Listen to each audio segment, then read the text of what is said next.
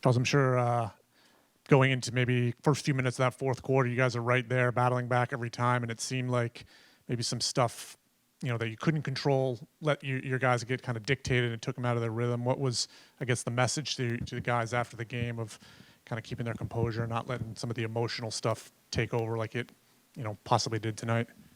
Tonight was another great learning experience, growth opportunity for us to realize the importance that the emotional maturity it takes to win close games like this. And these guys, they work so hard. They're out there competing their butts off, yelling out different coverages, communicating, being together, and really want them to focus on that, focus on what you can control.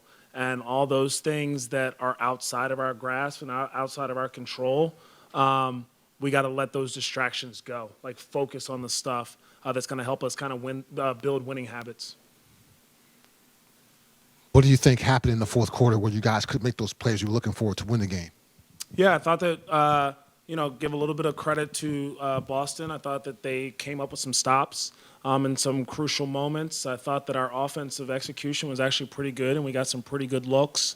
I also thought that the defensive adjustments that we made in terms of switching a little bit more stabilized our defense. I think that we got to continue to just be better about defending without fouling. We got to trust the defense behind us. We got to try to contest a little bit better without fouling.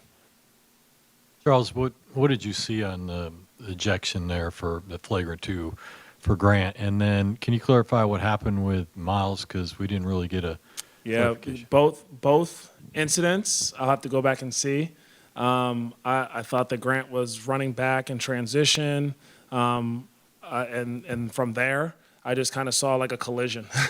So I'll have to go back and look at that one. And the Miles one, again, not quite sure. I turned over to get a sip of water, and a ball was kind of bouncing next to me, and then I just heard James say that he was ejected. So I'll have to go back and look at it. But, again, something that we'll learn and grow from, because we need those guys on the court. And so I don't want them to put themselves in positions where they're going to hurt themselves and their teammates.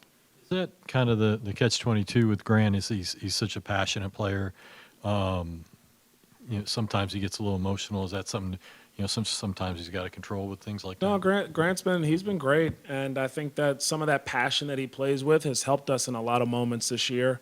I think that it helps us, number one, as we prepare and we practice, and he brings a great energy and a bounce and a juice to practices. And then, as you've seen during games, because he has so much passion and he's fearless, he'll guard a lot of different people. He takes on a lot of different matchups, and so I don't want him to lose that. I just want him to harness it in a way that we can keep him on the court.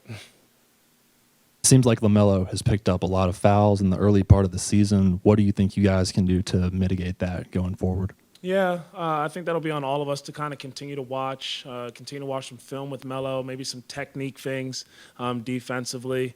But I think he's aware of it, we're aware of it, and we'll continue to work on it. What did you like about the way Keyshawn played today? One of the most minutes and production he's had. Yeah, I loved his energy tonight. I thought he gave us a great boost. And then as well, when we went to that switching lineup, he just brings such great size and length and activity.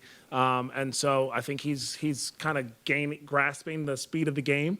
And when we can get into some of those switching coverages, I really like him out there because I think he brings another layer of length and athleticism.